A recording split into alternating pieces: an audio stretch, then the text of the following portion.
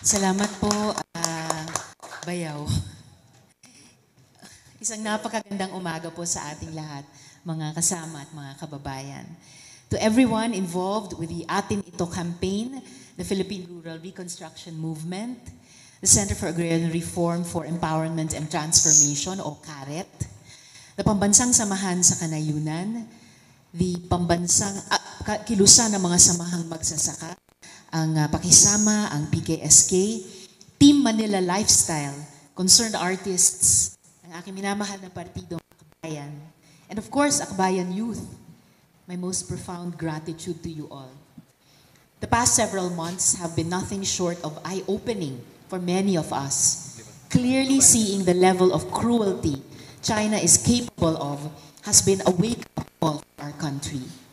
The firing of our water cannon at our tiny indigenous boat, and the shining of a military-grade laser that temporarily blinded Filipino personnel are images that will perpetually be engraved in the collective psyche of our nation. Napakasahol ng ginagawa ng China sa ating mga mamamayan. At bilang Pilipino, bilang mambabatas, hindi ko rin po ito palalampasin. Last month, I filed proposed Senate Resolution 744, calling on the Senate to strengthen the Philippine Coast Guard by providing greater funding for their intelligence operations and maritime patrols amid rising tensions in the West Philippine Sea. Our Coast Guard has been stretching a measly 10 million pesos in intelligence funds every year since 2013. From 2006 to 2023, they have received a total of only 118.7 million pesos in intelligence funds. Sa loob ng 17 taon, pinagkakasya nila ang pondong ito. Sila ang nangunguna sa pagdepensa ng ating teritoryo at soberanya sa West Philippine Sea. Meanwhile, the Office of the Vice President received 125 million pesos in confidential funds, which was spent in only 11 days. It is neither right nor just for an office like the OVP to get confidential funds that are exponentially higher than those of an agency that actively and routinely guards and defends Philippine sovereignty from a strong and powerful global bully. At tulad din ng paulit-ulit kong sinasabi sa aming mga budget hearing, gusto kong muling bigyang diin na ang confidential at intel funds na napupunta sa mga civilian agencies tulad ng OVP at DepEd ay dapat mapunta sa mga ahensyang tunay na nangangailangan ng pondo para magbantay sa ating pambansang tanggulan. Agencies that comprise the National Task Force on the West Philippine Sea should be given utmost priority. Hindi dapat basta-bastang ahensya ang nabibigyan ng pondo dahil hindi rin namang basta-bastang bansa ang kumakalaban sa atin. China has been relentless and unrepentant. She has been callous to the very real suffering she has caused our people. Without remorse, China has forcibly taken the livelihood of our fisherfolk. Ang ating mangingisda ay isa sa mga pinakamahirap na sektor sa bansa at mas lumala ang kanilang sitwasyon dahil sa pagtaboy sa kanila ng China sa West Philippine Sea. Just last week, our Coast Guard was again able to document the floating barriers China installed to block our fisherfolk from their traditional fishing grounds in Bajo de Masinloc. A few days before that, the AFP also revealed how massive coral harvesting in Rosul Reef and Escoda Shoal has wiped out marine life, and most likely by China. Hindi na nga tayo nakakapangisda, winasak pa ang ating mga likas yaman. At alam naman natin, kung wala ang ating mayayabong na coral reef ecosystems, nawawala din ng tirahan ang mga isda. Natural resources that have been built for generations, centuries to millennia, carefully originally taken care of by the generations before us are now gone. Nakakadurog ng puso ang katotohanan na baka hindi na maibalik ang mga likas yamang ito.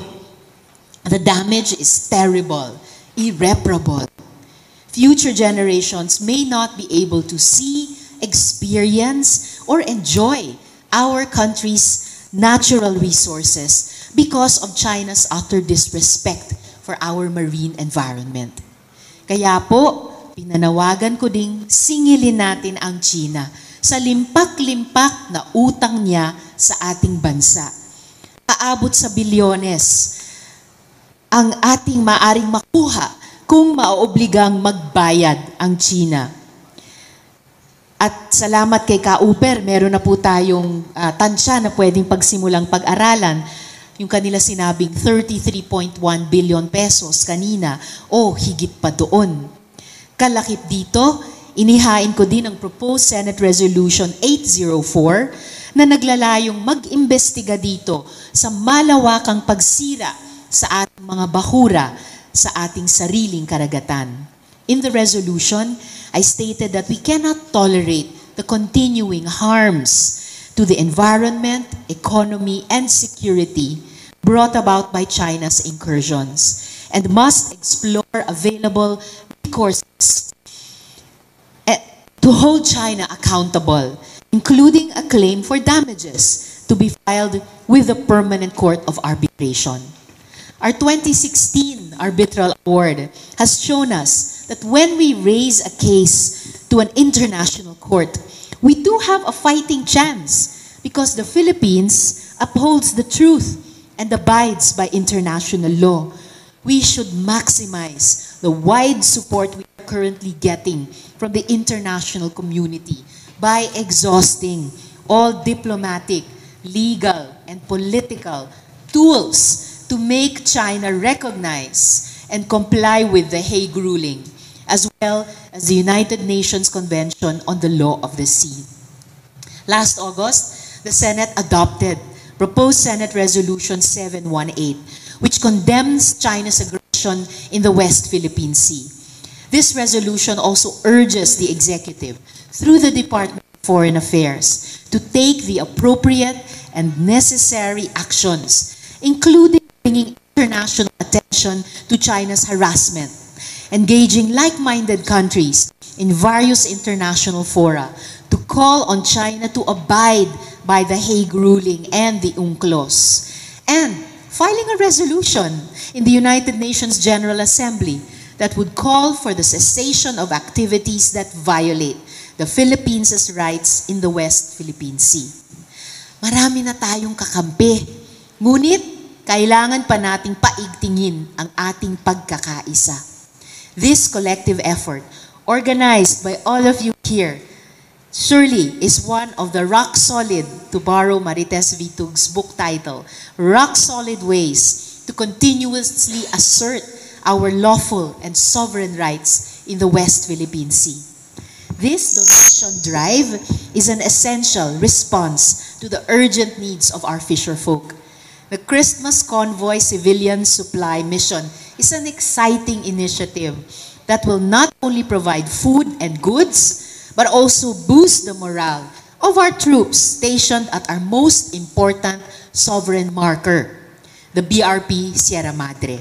And of course, as a lover of music, I also look forward to the Paskong Handog concert that I'm sure will lift the spirits of the brave Filipinos who both in and defend our home. Nagpapasalamat ako sa mga organisasyon at individual na nagsama-sama para sa inisyatibong ito.